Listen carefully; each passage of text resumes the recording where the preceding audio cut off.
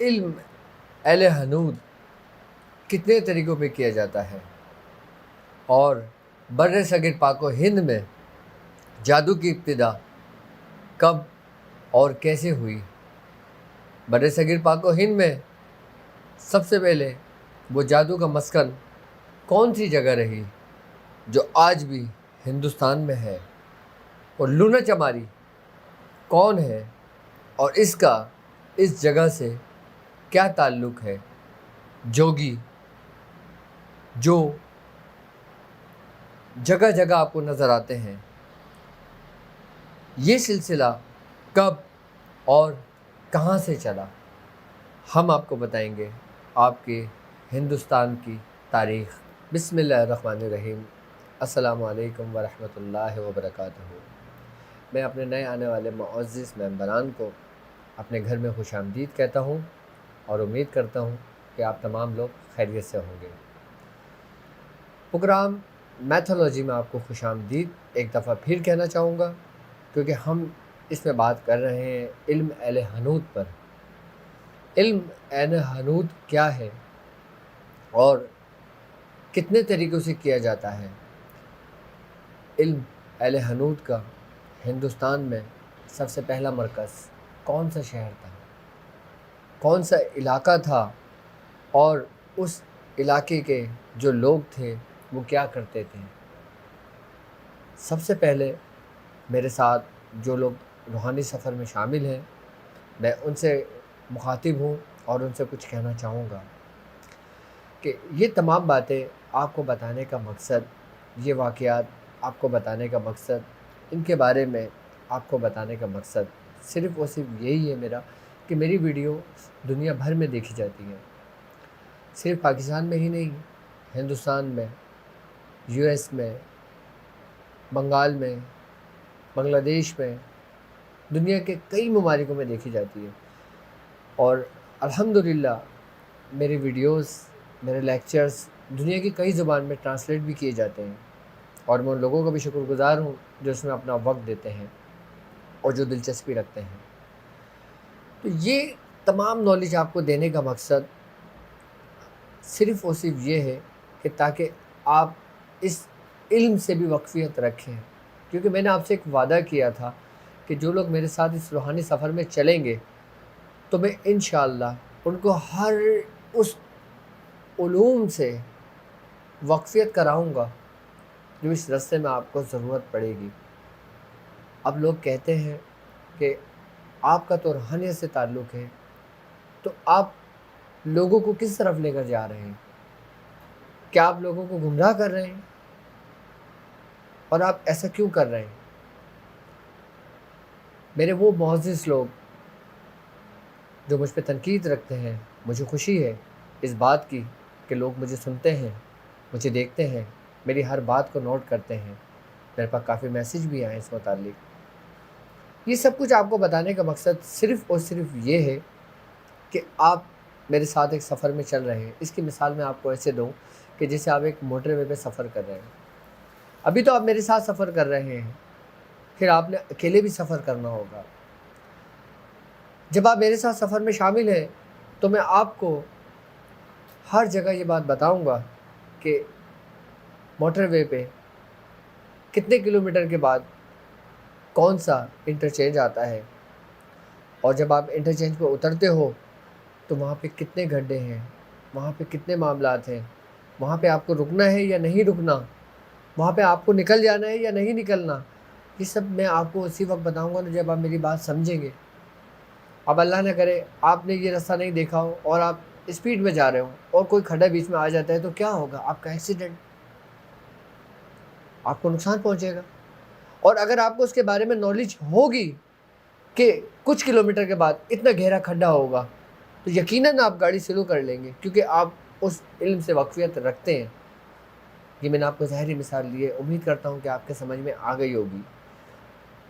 میرا مقصد آپ کو عملیات میں لگانا نہیں ہے، صرف اور صرف آپ کو سمجھانا ہے، آپ کو بتانا ہے کہ آپ جس رستے پہ چل رہے ہیں اس میں کئی شیاطین آپ کے سامنے آئیں گے، کئی جادو کے معاملات آپ کے سامنے آئیں گے، کئی جنات کا سامنا ہوگا آپ کے سامنے، اور کئی پریشانیوں کا سامنا ہوگا آپ کے سامنے، کئی مشکلات درپیش آئیں گی آپ کو. آپ کیا کریں گے؟ آپ کیسے اپنا سفر طے کریں گے جب تک آپ ان چیزوں کو سمجھیں گے نہیں؟ میں آپ کو اس رستے پہ نہیں ڈال رہا، میں آپ کو صرف ان رستوں کے بارے میں آپ کو بتا رہا ہوں کہ یہ رستے کیا ہیں، اور ان رستوں پہ جب آپ چلیں گے، آپ کی زندگی میں کوئی ایسا موڑ آیا تو آپ نے اس رستے پہ کیسے گزرنا ہے. اب ایک شخص انڈیا سے تعلق رکھتا ہے، اب اس کے پاس کوئی پیشنٹ ایسا آ جاتا ہے کہ اس کے اوپر لونا چماری کی چونکی ماری گئی ہو، اس کو کیا پتا؟ لیکن کوئی ہمارا شاگرد ہوگا، ہم اسے ہر چیز بتائیں گے، وہ ہمارے ساتھ سفر میں چلے گا تو اس کو ہر چیز کی نالج ہوگی. میں آپ کو جو نالج دے رہا ہوں یہ نالج کتابوں کی نہیں ہے، یہ نالج آپ کو اتنی آسانی سے نہیں ملتی. میں جو بات کر رہا ہوں نا، میں جو بات بول رہا ہوں نا آپ سے، یہ میری زندگی کا 70 سال کا تجربہ ہے. اب آپ کہیں گے ان کی عمر تو اتنی نہیں ہے، یہ 70 سال تجربہ ان کو کیسے ہو گیا؟ یہ کیسی بات ہے؟ وہ ایسے کہ اس سفر میں مجھے 40-20 سال ہو گئے، اور میرے استاد، میرے والد محترم الحمدللہ ان کو زندگی دے، اللہ حیات دے، ان کا سایہ ہم پر ہمیشہ قائم و دائم رکھے، ان کو 40 سال ہو گئے. تو میں نے اپنا تجربہ ان کا تجربہ میں نے خود لیا ہے. عقل مند شخص وہ ہوتا ہے جو دوسروں کے تجربوں سے فائدہ اٹھائے، نہ کہ خود تجربہ کرے. اب ان کا 40 سال کا تجربہ اور میرا 20 سال کا، تو کتنے سال ہو گئے؟ 60 سال کا تجربہ. تو یقیناً یہ 60-70 سال کی جو زندگی کے جو حالات اور جو واقعات اور جو باتیں اور جو مریضوں سے ہم گزرے ہیں، جن حالات سے، میں ان چیزوں سے آپ کو آگاہی دے رہا ہوں، ان چیزوں کی معلومات آپ کو دے رہا ہوں. میں آپ کو اپنے پاس سے کچھ نہیں کہتا، میں وہی کچھ کہتا ہوں جو میں نے سیکھا، میں وہی کچھ کہتا ہوں جو میں نے جانا، میں وہی کچھ کہتا ہوں جو میں نے اپنے بزرگوں سے سنا، میں وہی کچھ کہتا ہوں جو میں نے اپنے استاد محترم، اپنے والد محترم صوفی حکیم طارق احمد شاہ قادری ابوالعلائی چشتی دامہ برکاتہ عالیہ سے میں نے سنا. میں نے ان سے جانا، ان سے سیکھا. جو کچھ میں باتیں کر رہا ہوں آپ کو، وہ اکثریت میں میرے والد کے تجربات ہیں، اور کچھ تجربات میرے ہیں. میں اس لیے آپ سے ہر چیز پہ کھل کر بات کرتا ہوں، اور آپ سے بلا جھجک بات کرتا ہوں، اور میں آپ سے وہ باتیں بھی کرتا ہوں جو میاں حضور بات نہیں کر پاتے یا نہیں کرتے، کیونکہ ہر چیز کا ایک وقت ہوتا ہے، ایک ٹائم ہوتا ہے. تو انشاءاللہ تعالیٰ آپ کو اس چینل میں بہت کچھ سیکھنے کو ملے گا. اب ہم اپنے پروگرام کا آغاز کرتے ہیں. سب سے پہلے ہم یہ دیکھتے ہیں کہ ہندوستان کے اندر ایک سلسلہ ہے، جوگی سلسلہ. آپ نے دیکھا ہوگا کہ جگہ جگہ آپ کو کچھ جوگی نظر آتے ہیں، یا آپ نے یہ ورڈ کتابوں میں سنا ہوگا کہ فلاں جوگی ہے، فلاں جوگن ہے، اور فلاں گاؤں میں جوگی آیا، اور فلاں گاؤں میں فلاں آیا. تو یہ جوگی سلسلہ بیسیکلی ہے کیا؟ اور جو لوگ جوگی ہیں وہ کس کے پیروکار ہیں؟ وہ ایسے تو جوگی نہیں بنتے نا، ایک سلاسل کی، ایک سلسلے کی کوئی نہ کوئی کڑی تو ملتی ہے نا. وہ کیا ہے؟ اگر ہم جوگی سلسلے کی بات کرتے ہیں تو یہ سلسلہ اسماعیل جوگی سے چلا. اسماعیل جوگی کا نام میں سمجھتا ہوں ہندوستان میں رہنے والے لوگ اچھی طریقے سے جانتے ہوں گے کہ اسماعیل جوگی کون تھا. میں آپ کو بتاتا ہوں اسماعیل جوگی کون تھا. اس کا نام تو اسماعیل تھا، لیکن جوگی اس کے آگے یوں لگا کہ اچھا پہلے میں آپ کو یہ بتا دوں کہ اسماعیل جوگی تھا کون. اسماعیل جوگی تھا یہ حضرت شیخ جمال الدین جان من جمن جنتی کا چیلا تھا، یعنی کہ آپ کا شاگرد تھا. اس نے مداریہ خاندان کے ذکر و اذکار کی تعلیمات لی ہوئی تھی، اور حضرت شیخ جمال الدین جان من جمن جنتی آپ کی توجہ اس کے اوپر بڑی خاص تھی. آپ اس کو بہت لاڈ پیار کرتے تھے، اس پہ بڑی خاص توجہ کرتے تھے. جب یہ ذکر و اذکار میں اپنے کمال کو پہنچا تو اس کے اندر ایک ایسی کیفیت پیدا ہوئی کہ یہ جوگی بن گیا۔ پھر اس نے حضرت شیخ جمال الدین جان من جمن جنتی سے اجازت لی اور پھر اس نے جگت کی، یعنی کہ یہ سیر کو نکل گیا۔ یہ اپنے مہارت میں، اپنے ذکر و اذکار میں، اپنے عمل میں اتنا پختہ تھا کہ اس وقت کا کوئی جادوگر اس کے سامنے نہیں ٹکتا تھا۔ اللہ تعالیٰ نے ان کو بڑی عروج کی طاقت عطا کی تھی اسماعیل جوگی کو۔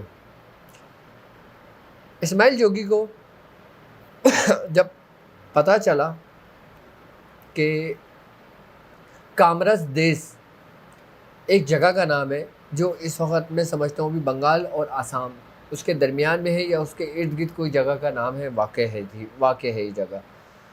اچھا، اس کو کچھ لوگ کامرس دیس کہتے ہیں، کچھ لوگ کامکھیا کہتے ہیں اس کو، مختلف اس کے نام ہیں اس جگہ کے۔ کامرس دیس اس جگہ کا نام تھا۔ وہاں پہ ایک لونا چماری رہتی تھی۔ لونا چماری بیسیکلی ایک جادوگرنی تھی، اور یہ ایک ایسی جادوگرنی تھی کہ جب یہ کسی میں وار کرتی نا تو وہ کبھی بھی خالی نہیں لوٹتا۔ جب اسماعیل جوگی کو لونا چماری کے بارے میں پتہ چلا کہ کامرس دیس میں کوئی ایک ایسی عورت، ایسی لڑکی ہے، یہ لڑکی تھی لونا چماری، اور انتہائی خوبصورت تھی، اس کو خوبصورتی میں کمال حاصل تھا۔ جب اسماعیل جوگی کو پتہ چلا کہ ہندوستان میں کامرس دیس میں کوئی لونا چماری رہتی ہے تو یہ اس کے مقابلے کے لیے گیا تھا۔ جب یہ کامرس دیس پہنچا اسماعیل جوگی، جب اس کا سامنا لونا چماری سے ہوا تو جی وہ جادو بادو تو سب گیا، یہ اس پہ عاشق ہو گئے اسماعیل جوگی، کیونکہ لونا چماری بہت زیادہ خوبصورت تھی، انتہائی حد کی خوبصورت تھی۔ اس کی خوبصورتی کے سحر نے اسماعیل جوگی کو جکڑ لیا، اس کو اپنے بس میں کر لیا۔ اب وہ اسماعیل جوگی جو ایک ریاست کا مالک، اس کو اپنے فن میں کمال، روحانیت میں کمال، عملیات میں کمال حاصل تھا، اب وہ صاحب کس کے عشق کے چکر میں پڑ گئے؟ لونا چماری کے۔ اور لونا چماری کے بارے میں کہا جاتا ہے کہ یہ انتہائی خطرناک جادوگرنی تھی۔ لونا چماری کے جو جادو کے اثرات تھے وہ تو اسماعیل جوگی کا کچھ بگاڑ نہ سکے، لیکن عورت کا حسن بڑے بڑے جادوگروں کو اور بڑے بڑے کاملین کو تباہ و برباد کر دیتی ہے، کیونکہ شیطان کا سب سے خطرناک جو وار ہوتا ہے وہ عورت کا حسن ہوتا ہے۔ تو اسماعیل جوگی ان کے عشق میں پڑ گئے اور پھر وہ کامرس دیس میں ہی قیام پذیر ہو گئے۔ اچھا، کچھ گروہ کا کہنا یہ تھا کہ اسماعیل جوگی جو تھے وہ مرتد ہو گئے تھے، یعنی کہ جو ان کے جو شیخ تھے حضرت شیخ جمال الدین جان من جمن جنتی، ان کا راستہ چھوڑ دیا تھا، پھر وہ لونا چماری کے اس میں پڑ گئے تھے۔ اچھا، کچھ لوگ کہتے ہیں کہ نہیں، ایسا نہیں تھا، آپ اپنے ذکر و اذکار ہی لوگوں کو تعلیم کیا کرتے تھے، لیکن عشق تو عشق ہے، وہ کسی کو نہیں بخشتا، لیکن وہ اس کے عشق کے چکر میں تھے۔ اب اسماعیل جوگی کامرس دیس میں چلا گیا، جہاں پہ آپ نے سنا ہوگا کامکھیا دیوی، وہاں پہ اس کا ایک بہت بڑا مندر آج بھی قائم ہے، یہ بھی ایک دیوی ہے۔ اچھا، اب جو لوگ اسماعیل جوگی کے پاس آتے، اسماعیل جوگی ان کی تعلیم و تربیت کرتا، ان کو ذکر و اذکار دیتا۔ اچھا، کچھ لوگ کہتے ہیں کہ لونا چماری اور اسماعیل جوگی یہ دونوں ساتھ ساتھ رہا کرتے تھے. کچھ لوگ کہتے تھے کہ انہوں نے اس سے شادی کر لی تھی، اور کچھ گروہ کہتا ہے کہ نہیں، شادی نہیں کی تھی، نہ کہ ان کی کوئی اولاد تھی، لیکن یہ ایک ہی گاؤں میں، ایک ہی بستی میں، ایک ہی جگہ موجود تھے. تو جو لوگ ان کے پاس آتے، اسماعیل جوگی جو تھے، یہ لوگوں کو ذکر و اذکار تعلیم کرتے اور اچھا علوم ان کو سکھاتے. پھر لونا چماری انہی لوگوں کو گمراہ کرتی اور پھر ان کو جادو سکھاتی. جو لوگ ذکر و اذکار کا بھی علم لیتے اسماعیل جوگی سے، اس کے بعد پھر وہ لونا چماری سے بھی جادو سیکھتے، تو یہ ایک مرکب بن گیا تھا جس میں ہندوستان کی تباہی کا سبب بنا. کیونکہ جب آپ ذکر و اذکار کے ساتھ، روحانیت کے ساتھ، شیطانی عمل کو اپنے ساتھ لے کر چلتے ہو تو یقیناً آپ گمراہ ہو جاتے ہو ایک وقت میں آ کے، کیونکہ پھر یہی شیطان آپ کو اپنے جیسا کر لیتے ہیں. کیونکہ آپ کا دھیان، آپ کا خیال، آپ کی محنت جس طرف راغب ہوتی ہے وہ چیز آپ پہ غلبہ کر جاتی ہے. اچھا، شیطانیت جو ہوتی ہے، جادو جو ہوتا ہے، یہ بہت جلدی اثر کرتا ہے، اور روحانیت جو ہوتی ہے وہ اپنے ایک وقت میں اپنے جگہ قائم مقام ہوتی ہے. لیکن روحانیت ہمیشہ رہنے والی ہوتی ہے اور جادو ختم ہو جانے والا ہوتا ہے. تو اس لیے لوگ جادو کی طرف زیادہ چلے جاتے ہیں، پھر وہ گمراہی کا سبب بن جاتے ہیں. اب کامرس دیس، جس کو کامکھیا دیوی کہتے ہیں، اب میں آپ کو وہ بات بتاتا ہوں. اچھا ہاں، پہلے یہ بات کمپلیٹ ہو جائے ہماری، کہ وہاں سے جو لوگ آتے تھے اسماعیل جوگی سے جو سیکھتے تھے اور لونا چماری سے جادو سیکھتے تھے، پھر جب وہ ہندوستان میں پھیلے تو پھر وہ جوگیوں کا سلسلہ یہاں سے چلا. پھر یہ جن لوگوں کی تربیت کرتا ان کو جوگی کہہ کر آگے کوئی بنگال چلا گیا، کوئی آسام چلا گیا، کوئی ہندوستان کے علاقوں میں چلا گیا، کوئی سری لنکا چلا گیا، کوئی کہیں چلا گیا. تو یہ سلسلہ جوگیوں کا اسماعیل جوگی سے سب سے تیزی سے اور سب سے زیادہ اور سب سے بڑا سلسلہ پھیلا جو اسماعیل جوگیوں کا تھا. لونا چماری سے پھر کوئی جھگڑا وگڑا نہیں ہوا اس سے، ہاں، کوئی اس کا مقابلہ نہیں ہوا تھا پھر اس کا. آئی بس سمجھ میں. اب ہوا پھر کامرس دیس. اچھا، کامرس دیس کا جو جادو ہے وہ اتنا کیوں مشہور تھا؟ کہتے ہیں کہ کامرس دیس کے اندر جو نا کم سے کم 10 دیویوں کا راج ہے. کتنی؟ 10 دیویوں کا راج ہے، جس میں مختلف دیویاں آتی ہیں. جس طریقے سے میں نے آپ کو کالی دیوی کا بتایا تھا کہ اس کا مقام کلکتہ میں ہے، ایسے کامکھیا دیوی ہے، اس کا مقام کامرس دیس میں. اچھا، کامرس دیس کے اندر جتنے جو بڑے بڑے جادوگر نکلے ہیں وہاں سے، باقاعدہ ان کے عملیات علم سفلیات میں موجود ہیں. جو ان کے پیروکار ان سے شیاطین کی اس میں مدد لیتے ہیں، وہ کون کون سے ہیں میں بتاتا ہوں تمہیں. اسی کامرس دیس میں 64 سہلن نکلتی ہیں. آئی بات سمجھ میں؟ 64 سہلن یہ وہ ہیں کہ جن کی لونا چماری نے تربیت کری تھی، اور یہ انتہائی خطرناک تھی. اور 1300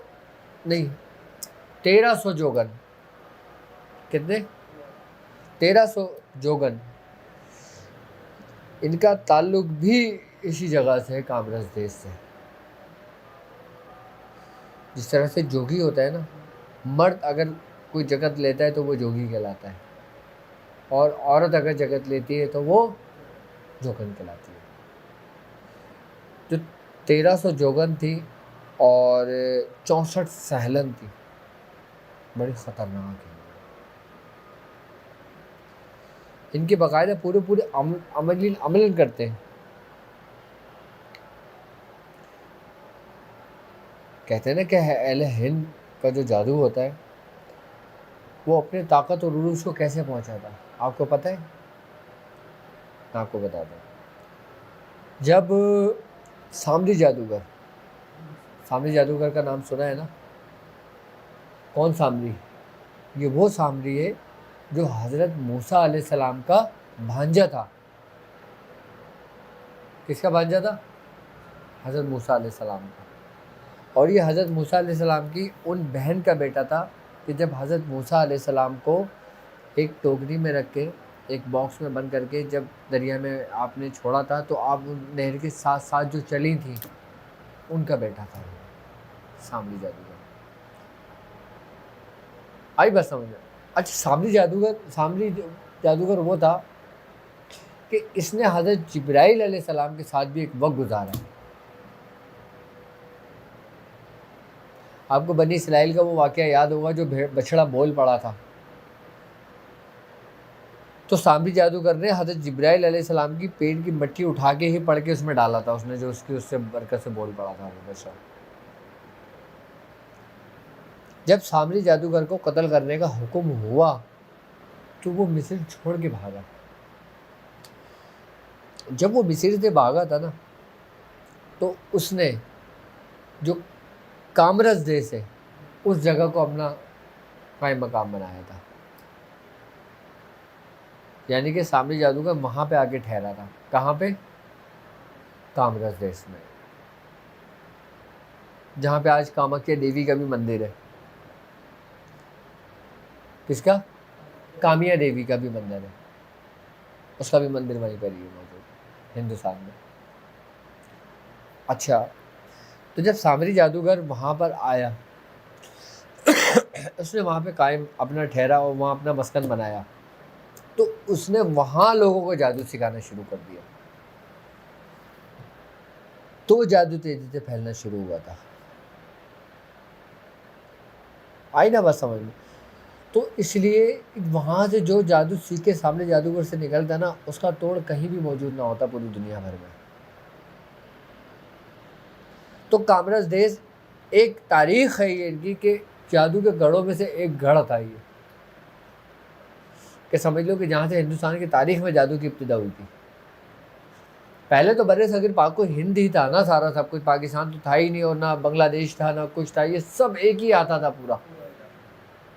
جہاں پہ آسام، بنگال، سری لنکا، یہ سب بارڈر سب ایک ساتھ لگتے ہیں سارے، یہ سب ایک ہی تھا پہلے. تو یہ تقسیم تو بعد میں ہوئی ہے سب. تو سامری جادوگر جو تھا نا یہ وہاں پر آ کے قائم مقام ہوا تھا، اس نے وہاں پہ اپنا مسکن بنایا تھا. اب یہ وہاں پہ جس کو جادو سکھاتا تو پھر وہاں سے جادو سیکھ کے لوگ نکلتے.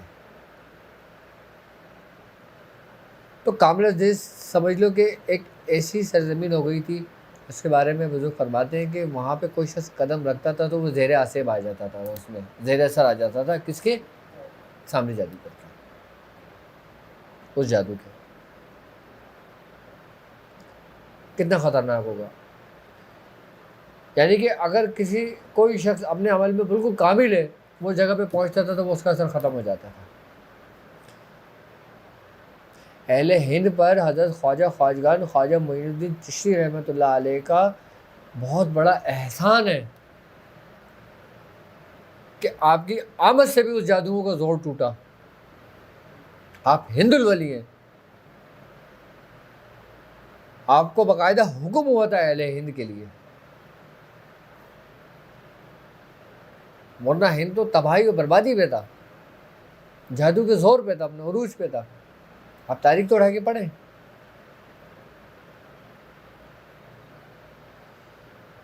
وہاں پہ جادوؤں کا زور ہندوستان میں جو ٹوٹا وہ صرف مسلمانوں کے مرہون منت ہے. جتنے بھی اولیاء کرام آئے ہیں ہمارے سلاسل کے، الحمدللہ ہمیں اپنے بزرگوں پر فخر ہے، اس رسے پر فخر ہے کہ ان بزرگوں کے وسیلے سے یہ رسے ٹوٹے، جادو کے زور ختم ہوئے، ٹوٹے. تو آج ہندوستان میں لوگ سکون کا سانس لیتے ہیں. اب یہ سیریز جو تم نے شروع کرائی ہے مجھے نہیں لگتا ختم ہونے والی ہے. اس میں تو بڑے انٹرسٹنگ ابھی پروگرام آئیں گے تمہارے آگے، تو بڑی نالج ملے گی تمہیں اس سے. یہ باتیں میں نے تقریباً میں سمجھتا ہوں 15 سال کے بعد کرنا شروع کری ہوں گی، ورنہ میں نہیں کرتا تھا لوگوں سے. وہ تو تم لوگوں نے پوچھا ہے اہل حنوت کے بارے میں تو میں نے بتانا شروع کیا تمہیں، اور تم نے کہاں پھنسا دیا. آئی بس سمجھ میں. خیر اچھا ٹھیک ہے. اب کامرہ دیش سمجھ گئے ہوں گے آپ کہ کتنا زیر اثر رہا ہوگا یہ جادوؤں کی، کہ سامری جادوگر جیسے شخص نے وہاں پہ اپنا مسکن بنایا. اچھا میں آپ کو ایک بات بتاؤں، آج بھی کامرس دیش کے اندر نا ایک نہر بہتی ہے، اس نہر کا نام ہی سامری نہر ہے. اس نہر کا نام ہی، وہ اس کی یاد میں نہر کا نام رکھا ہوا لوگوں نے، سامری نہر. کامکھیا دیوی کا ایک مندر ہے. آئی بس سمجھ میں. تو یہ کامرس دیش میں ہی ہے. میں ایک چھوٹا سا تمہیں واقعہ سنا دیتا ہوں. میں حضور فرماتے ہیں کہ یہ بات ہے سن 1978 کی.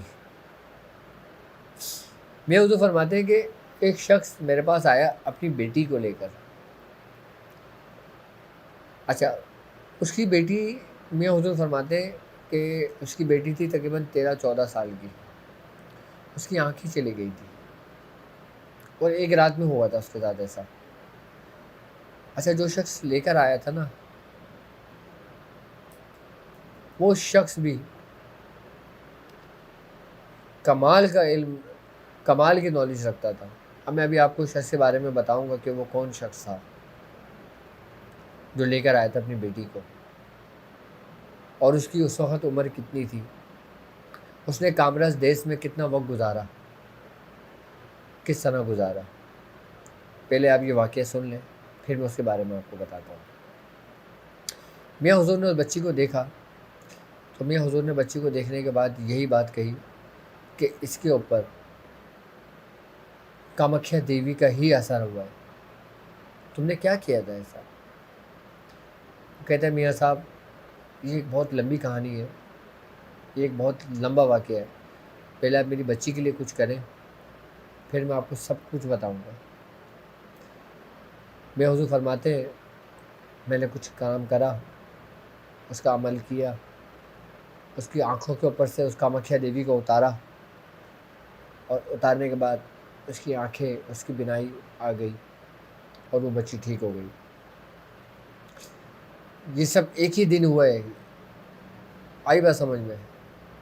میاں حضور نے فرمایا جب وہ آیا، بات چیت ہوئی، بچی اس کی ٹھیک ہو گئی. اسی وقت کامکھیا دیوی کا میاں حضور نے اس کا عمل اتارا اور بچی کو تعویذ پینے کو دیا اور اس کے گلے میں تعویذ ڈال دیا. میاں حضور نے کہا جاؤ لے جاؤ بچی ٹھیک ہے، اور تم میرے پاس بچی کو چھوڑ کر آؤ.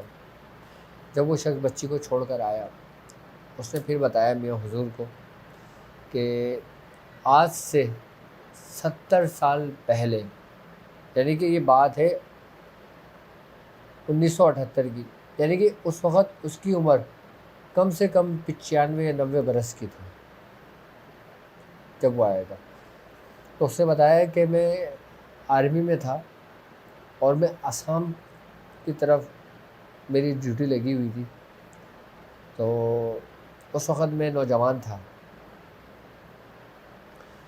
میں اپنی ڈیوٹی جنگلوں میں دے رہا تھا. تو میں نے کچھ ہواؤں میں کچھ چیزوں کو اڑتے ہوئے دیکھا کہ ایسے کہ جیسے کوئی چادر ہو اور چادر کے چاروں کونوں پہ کوئی موجود ہو، لیکن وہ مجھے بیٹھے ہوئے نظر نہیں آئے، لیکن وہ چادر مجھے اڑتی ہوئی نظر آئی. وہ شخص کہنے لگا کہ پھر وہ چادر زمین پر آ گئی اور مجھے ایسا فیل ہوا کہ جیسے مجھے کسی نے پکڑ لیا. جب کسی قیدی کو لے کے جاتے نا، ایک ہاتھ یہاں سے پکڑتے ایک ہاتھ یہاں سے پکڑتے، کہہ رہا مجھے کسی نے پکڑا اور مجھے اس چادر پہ لے کر آ گئے. اور کہہ رہے جب میں اس چادر پہ میں نے پیر رکھا پھر مجھے ہوش نہیں تھا. مجھے اتنا ضرور محسوس ہوا تھا کہ چادر ہوا میں محلق ہوئی ہے اور ہوا میں اڑی ہے اور ہوا کا جھونکا میرے اوپر آ رہا ہے اور میں بے ہوش ہو گیا. اتنا مجھے ہوش تھا.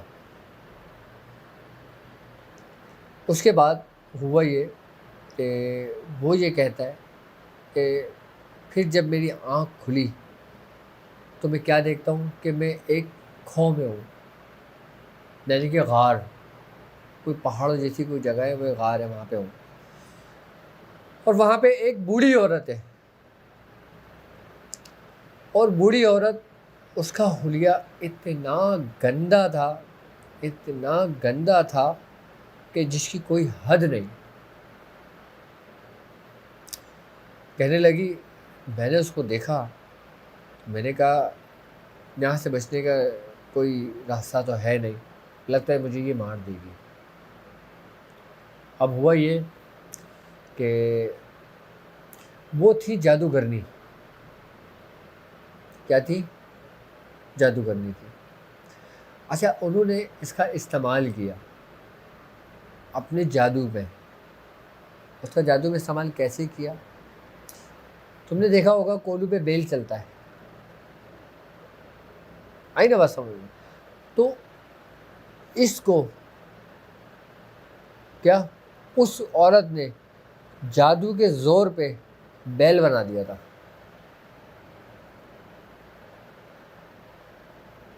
کیا؟ بیل بنا دیا تھا۔ بیل بنانے کے بعد پھر اس کو بیل کی جگہ باندھ کر وہ چکر کٹواتی تھی اور وہ جادو پڑھتی رہتی تھی۔ وہ کہتا تھا میرا دماغ صرف میرے ہوش میں تھا، باقی میرا جسم کیا تھا کیا نہیں تھا مجھے نہیں پتا تھا، لیکن میں چلتا رہتا تھا سارا دن اور وہ پڑھتی رہتی تھی۔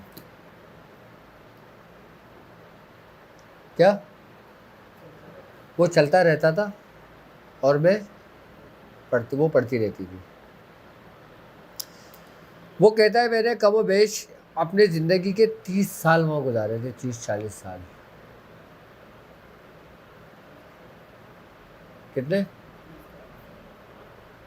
کہنا میرے ساتھ ایسی کیفیت ہو گئی تھی کہ اس نے میاں حضور کو اپنا یہ دکھایا کہ جہاں پہ جو نا اس کے باقاعدہ نشان ڈلے ہوئے تھے، جیسے کوئی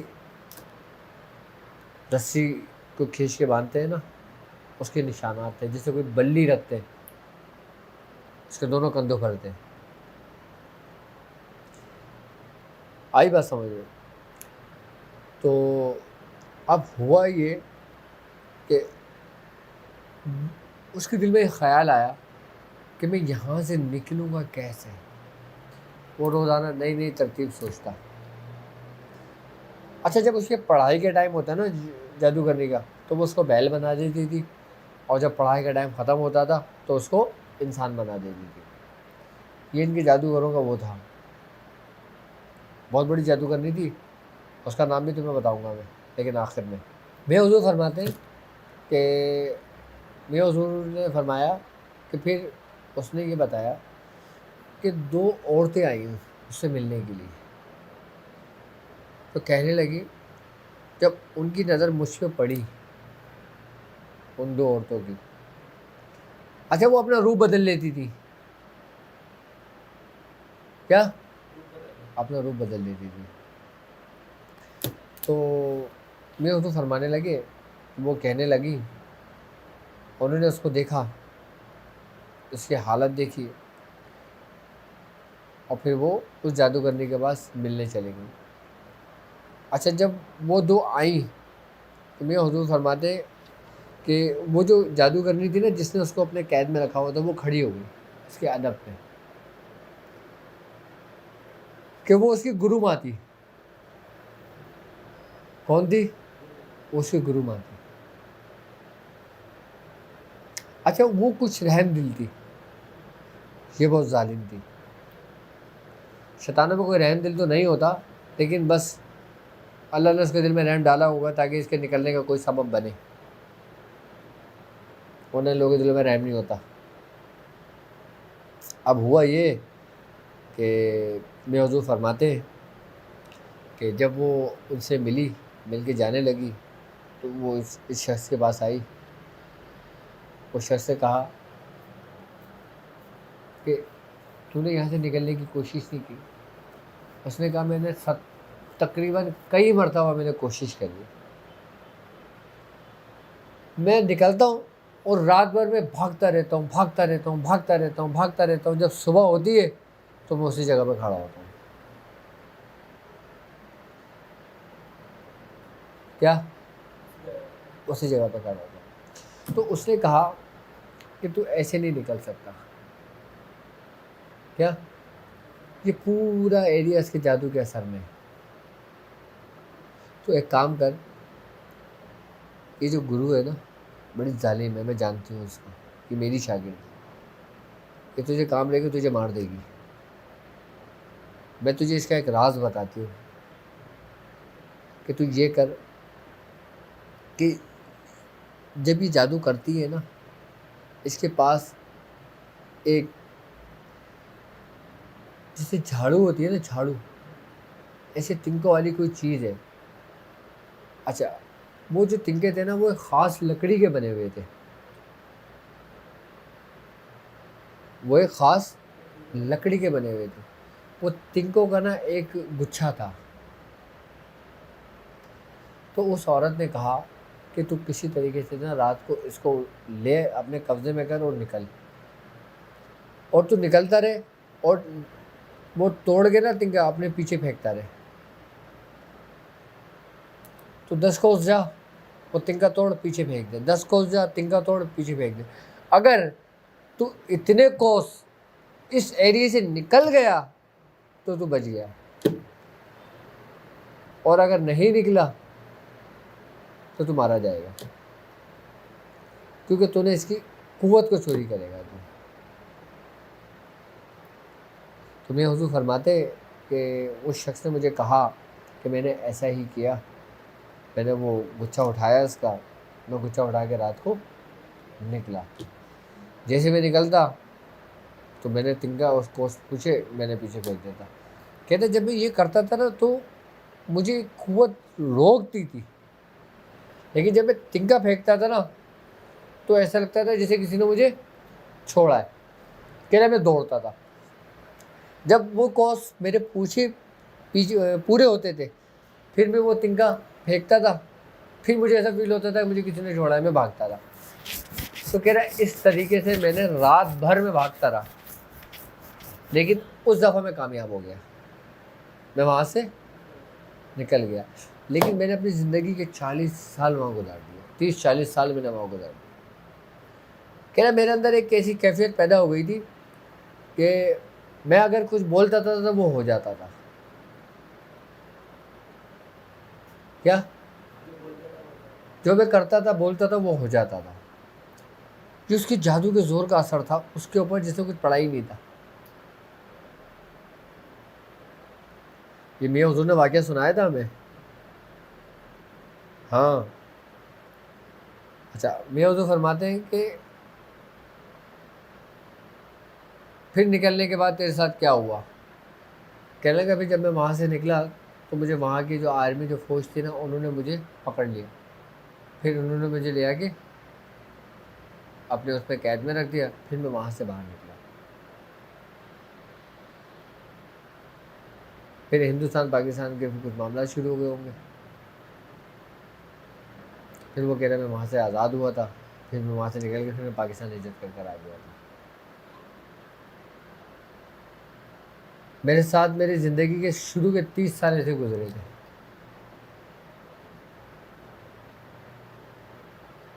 ہاں اب کیسا تھا کامراج دیس کا جادو، اور وہ جادوگرنی بھی بڑی خطرناک تھی. ایسی جادوگرنی ہے تو پھر بعد میں کوئی لونا چماری بنتی ہے، تو کوئی منگلا چماری بنتی ہے، تو کوئی شیشلا چماری بنتی ہے. جو بڑی چماری ہے نا وہ 4 ہیں. ایک لونا چماری تھی، ایک منگلا چماری تھی، ایک شیشلا چماری تھی، چوتھے کا نام میرے ذہن سے نکل گیا. کبھی یاد آئے گا تو میں بتاؤں گا آپ کو اس کے بارے میں. لیکن یہ ان کا تعلق کامرس دیش سے ہی تھا جو ہندوستان کا ہوتا.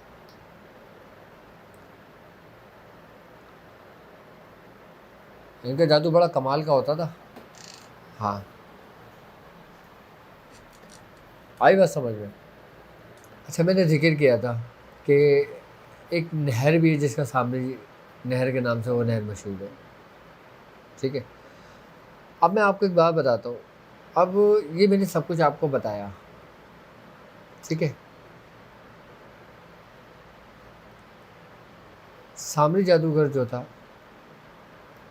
اس کے کیس تو خیر شادر و نادر ہی آتے ہیں، اس کے معاملات کس کے؟ سامری جادوگر کے.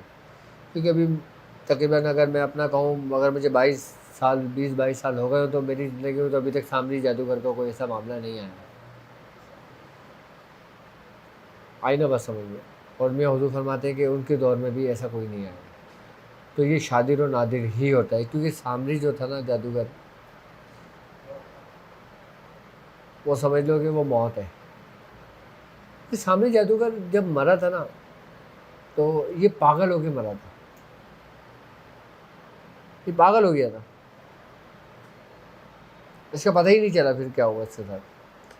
کچھ کہتے یہ مر گیا تھا، اور کچھ کہتے یہ غائب ہو گیا تھا، شیطان بن گیا تھا. ہاں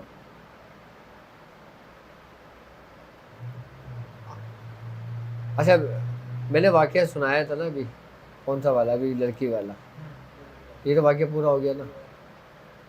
اچھا اب مجھے کیا بتانا ہے، اسماعیل جوگی کا بھی ہو گیا، لونا چماری کا بھی ہو گیا، سامری بھی ہو گیا. اچھا ہاں میں لونا چماری کا بتاتا ہوں آپ کو کہ لونا چماری کا عاملین جو عمل کرتے ہیں وہ کیوں کرتے ہیں. آئی بس سمجھ میں. لونا چماری کا عمل زیادہ تر کس لیے کیا جاتا ہے؟ لونا چماری کا جو عمل کیا جاتا ہے نا، جو عاملین اکثریت میں کرتے ہیں وہ حب کے لیے کرتے ہیں، محبت کے لیے کرتے ہیں. آئی بات سمجھ میں. اور کہتے ہیں کہ لونا چماری کا ایک خاص عمل ہے، اگر کوئی شخص کسی کے لیے پڑھتا ہے نا تو اس کے اندر محبت پیدا ہو جاتی ہے. آئی بات سمجھ میں. اور پھر وہ غلط راستے پہ نکل جاتا ہے، کیونکہ شیطانی عمل ہے نا، اور شیطانی عمل تو شیطانی لوگوں کے لیے، شیطانی کام کے لیے ہوتے ہیں. اس لیے میں اس عمل کا بات نہیں کرتا، اس کا توڑ بتا دیتا ہوں. آئی نا بس سمجھ. اس کے اثرات لونا چماری کا اگر کسی کے اوپر حب کے لیے عمل کیا جاتا ہے یا کروایا جاتا ہے تو اس کی کیفیت یہ ہوتی ہے کہ اس کا ذہن اس کے قابو میں نہیں ہوتا. آئی بات سمجھ میں. اور اس کے اندر شہوت کا غلبہ ہو جاتا ہے. آئی بات سمجھ میں. اور دوسری بات یہ ہوتا ہے کہ اس کے ساتھ ساتھ پھر وہ غلط راہ اختیار کر لیتی ہے. اور اس کے ساتھ لونا چماری کا عمل اتنا خطرناک ہوتا ہے، اتنا خطرناک ہوتا ہے کہ یہ باقاعدہ عورت کی، اگر عورت کے لیے کیا جائے عورت کی جان لے لیتا ہے، اور اگر کسی مرد کے لیے کیا جائے تو یہ سمجھ لو مرد کی جان لے لیتا ہے. اس کے عمل بڑا خطرناک ہے. اس کے عمل کے بارے میں بات نہیں کرتا، لیکن اس کے بچاؤ کے لیے جو ہے نا، کیا صرف و صرف سورہ قریش. میں نے اپنے ہر عمل میں، اپنے ہر پروگرام میں، یہاں تک کہ میں جو جواہر حل المشکلات پروگرام کرتا ہوں میں، اس کے اندر بھی میں نے لوگوں کو یہی بتایا کہ سورہ قریش کی رسی کو تھام لو. کوئی شیطان آپ کا بال بھیگا نہیں کر سکتا. بڑے سے بڑے دیوی دیوتا، بڑے سے بڑے شیاطین، ڈائن، دیو، خبیث، بھوت پلیت آپ کے قریب بھی نہیں آ سکتے. جو شخص اپنا معمول بنا لے 40 مرتبہ روزانہ سورہ قریش پڑھنے کا، اور سورہ قریش بسم اللہ کے ساتھ پڑھنے کا، وہ ہمیشہ ان شیاطینوں سے محفوظ رہے گا. ٹھیک ہے. اچھا اب اس کے لیے موہنی کا عمل کیا جاتا ہے. موہنی کا عمل سمجھتے ہو؟ اچھا موہنی کا عمل بھی جو نا حب کے لیے ہوتا ہے، یہ بھی اہل حنون میں ہی کیا جاتا ہے. آئی بس سمجھ میں. کالی موہنی کا عمل ہوتا ہے. آئی بس سمجھ. کالی مسانیہ کا عمل ہوتا ہے موہنی کا. اچھا موہنی مختلف ہوتی ہیں. اچھا نوری عملیات میں بھی موہنی کا کانسیپٹ ہے، اور علم سفلیات میں بھی ہے. اچھا عمل نوری کے اندر جو ہوتا ہے نا، یہ پاک صاف ہے، یہ مختلف چیزوں کے ذریعے ہوتا ہے. آئی بس سمجھ میں؟ جس نے شاہ مدائر کی مونی ہو گئی، آئی بس سمجھ میں؟ شاہ جمال الدین کی مونی ہو گئی، شاہ نظام الدین کی مونی ہو گئی، یہ نوری عمل میں آتا ہے۔ یہ مہانی بیسیکلی ہوتا ہے محبت کے لیے، محبت کرنے والا یا محبت کرنے والی۔ اور علم سفلیات میں پھر یہ مہانی کالی مہانی ہو جاتی ہے، کالی مسانیاں ہو جاتی ہے، مہانی کامیاں ہو جاتی ہے، جو مختلف دیوی ہیں ان کے نام سے منسوب ہو جاتی ہے، پھر ان سے ذریعے ہوتا ہے وہ عمل۔ ایک زندگی ہے اور ایک موت ہے، دونوں راستے میں نے آپ کو بتائیں تاکہ آپ سمجھیں اس چیز کو، آئی نا بات سمجھ میں؟ تو مہانی کا عمل بھی حب کے لیے ہوتا ہے۔ اچھا، مہانی کا عمل حب کے لیے ایسا ہوتا ہے کہ یہ وہ عمل ہے تو سمجھ لو کہ ایسا کام کرتے کہ تم ابھی بیٹھے ہو نا اپنی چیئر پہ، تم کھڑے نہیں ہوگے تمہارا کام ہو جائے گا۔ کیا اتنا تیز کام کرتی ہے یہ کہ تم اگر بیٹھے ہو نا اپنی سیٹ پہ، تم کھڑے نہیں ہوگے تمہارا کام پہلے ہو جائے گا۔ یہ صرف ہوتا ہی حب کے لیے، محبت کے لیے ہوتا ہے۔ جیسے میاں بیوی میں محبت ڈالنا ہو، بچہ ماں باپ سے باغی ہو گیا ہو، غافل ہو گیا، اس کے دل میں ڈالنا ہو، تو مہانی کا عمل ہوتا ہے۔ آئی بس سمجھ میں؟ بہن بھائی میں دونوں میں محبت ڈالنا ہو، آئی بس سمجھ میں؟ ماں بیٹی میں ڈالنا ہو، ماں باپ میں ڈالنا ہو، بچوں میں ڈالنا ہو، تو یہ مہانی کا عمل ہوتا ہے۔ اچھا، جو جائز ہو اور صحیح طریقے پہ ہو وہ علم نوری کہلاتا ہے۔ اچھا، اگر اس کا ناجائز استعمال کوئی شخص کرتا ہے تو وہ اس کا ذمہ دار خود ہوتا ہے۔ پھر یہی مہانی جو ہوتی ہے نا انسان کو مار دیتی ہے۔ اگر تم غیر عورت کے لیے یہ عمل کر دیتے ہو، غیر مرد کے لیے کہ جس کا نکاح نہ ہو، جس کی بیوی نہ ہو، ان دونوں کا تو کام ہو جائے گا، لیکن اس کا عذاب عامل کے سر آئے گا، صرف دنیا بھی خراب، اس کی آخرت بھی خراب۔ یہ وہ کام ہوتے ہیں جن کو بزرگان دین منع فرماتے ہیں، ورنہ حب کے تو ایسے کام ہیں کہ بس کہ بندہ کھڑا نہ ہو کام ہو جائے۔ جائز کام ہو نا آپ بے فکر ہو کے کرو، لیکن یہاں تو لوگ ناجائز کام نا اتنی تیزی سے اس کے پیچھے پڑ جاتے ہیں کہ جس کی کوئی حد نہیں، تو ایسوں کا عمل خراب ہو جاتا ہے۔ ہندوستان کے اندر تم نے دیکھا ہوگا بے حیائی وحیت کے ان قسم کے جو معاملات ہوتے ہیں، آئی بات سمجھ میں؟ تو یہ باقاعدہ جو ان کے جو جوگی ہوتے ہیں یا جو ان کے دوسرے معاملات ہوتے ہیں وہ ان سے یہ شیاطینی جو مہانی ہوتی ہیں ان کے عمل کرواتے ہیں۔ اچھی خاصی لڑکی بیٹھی بھی گھر سے چلی گئی، ہاں، اب گھر والے ڈھونڈنے لڑکی کہاں ہے، پتہ چلا اس کے اوپر مہانی کا عمل ہوا، وہ تو اپنے ہاتھ میں ہی نہیں ہے نا، چلی گئی۔ اب وہ شادی کرے یا غلط استعمال کرے اس کا، ہے تو شیطانی عمل نا۔ ایسے بچاؤ کے لیے سورہ قریش اکثیر ہے۔ اچھا، جس کے اوپر جس گھر کے اندر مہانی کا عمل ہوتا ہے نا اس کی حفاظت کے لیے میں ایک ترتیب آپ کو سمجھا دیتا ہوں، ایک طریقہ کار سمجھا دیتا ہوں، بتا دیتا ہوں، تاکہ آپ لوگ اپنے گھر کو نا محفوظ کر دیں۔ کن سے؟ ان شیاطینی چکر و شیاطینی عاملین سے، عمل سے، کہ اس کا اثر آپ کے بچوں پہ نہ ہو۔ اچھا، یہ وہ بھی کر سکتے ہیں، کون؟ جن کے بچے باغی ہوں۔ اب آپ نے دیکھا ہوگا یو کے میں رہنے والے لوگ 18 سال کی جب عمر ہو جاتی ہے تو وہ آزاد ہو جاتے ہیں، پھر وہ اپنے ماں باپ کی نہیں سنتے، ماں باپ ان سے اونچی آواز نہیں بات کرتے نا تو وہ کمپلین پولیس کو اگر کرتے ہیں تو پولیس ان کو لے جاتی ہے۔ یہ آزاد قانون ہے وہاں کا. اب آپ اس کا طریقہ کار سمجھ لیں. اچھا، آپ نے کرنا یہ ہے کہ آپ نے 5 رنگ کے دھاگے لینے ہیں. ٹھیک ہے، جیسے آپ نیلا لے لیں، لال لے لیں، ہرا لے لیں، سفید لے لیں، اور کوئی دوسرا کلر لے لیں.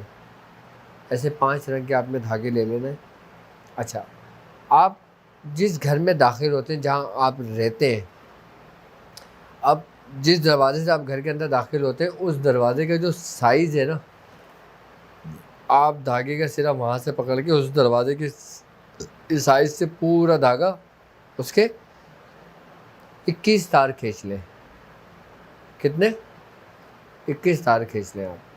21 تار کھینچنے کے بعد آپ اس کو توڑ دیں. آئی بس سمجھ.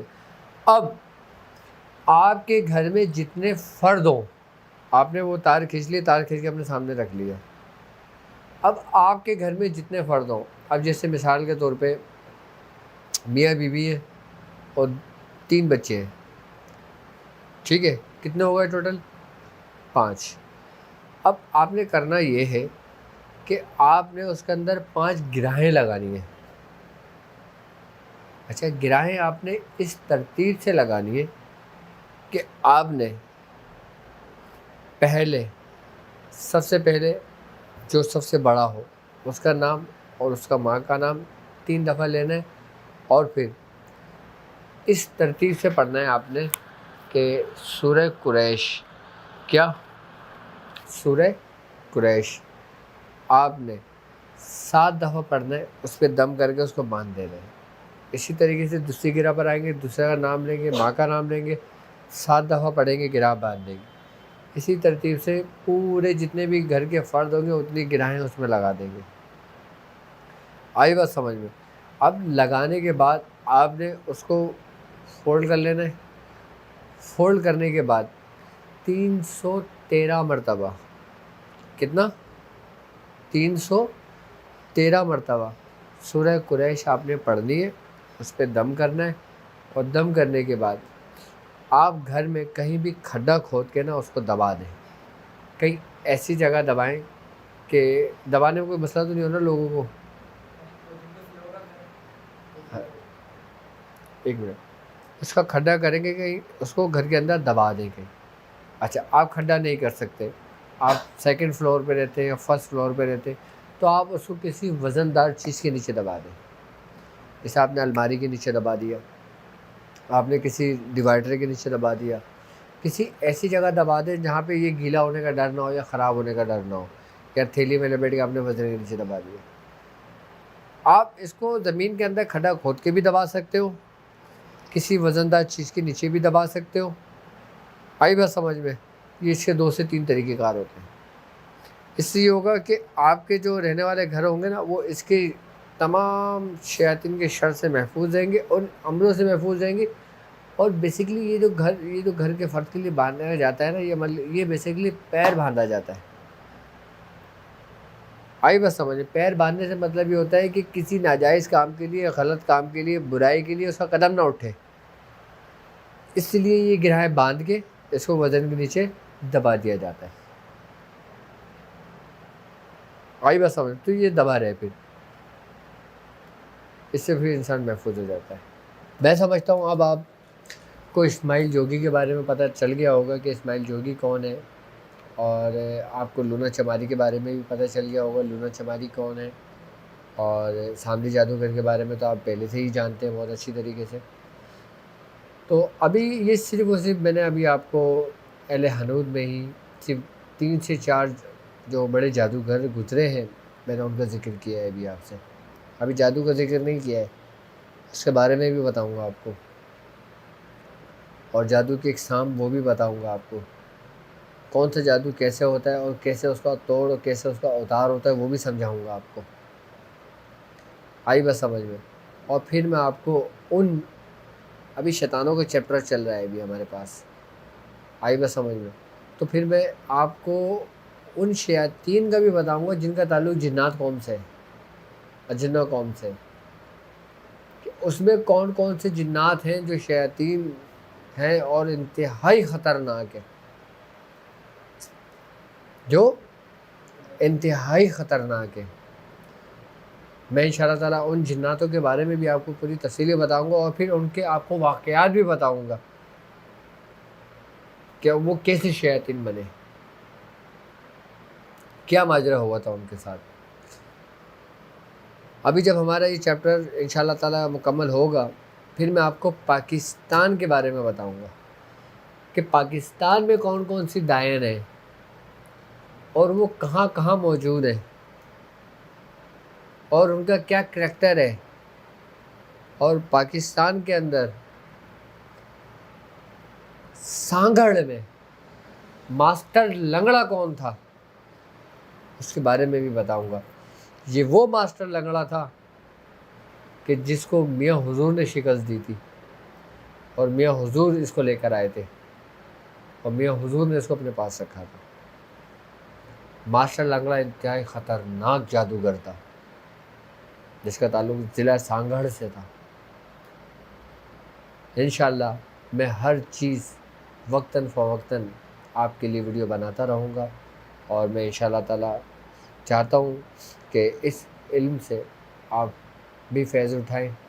اور ابھی بھی میں اتنی تفصیلی بات نہیں کر سکا، زیادہ سے زیادہ ٹائم تو ہمارے کچھ واقعات نے لے لیے۔ بس آج طبیعت بھی میری کچھ ٹھیک نہیں ہے، نزلہ بھی مستقل ہو رہا ہے، لیکن بخار نہیں ہے، یہ اللہ کا شکر ہے۔ تو اب مجھے اجازت دیجیے، انشاءاللہ تعالیٰ پھر آپ سے ملاقات ہوتی ہے اس سے کہ آپ اپنا بہت خیال رکھیں گے، اور انشاءاللہ بہت ہی جلد میں انشاءاللہ تعالیٰ اس سیریز کو کنٹینیو رکھوں گا، اور آپ کے لیے وقتاً فوقتاً ویڈیوز بناتا رہوں گا۔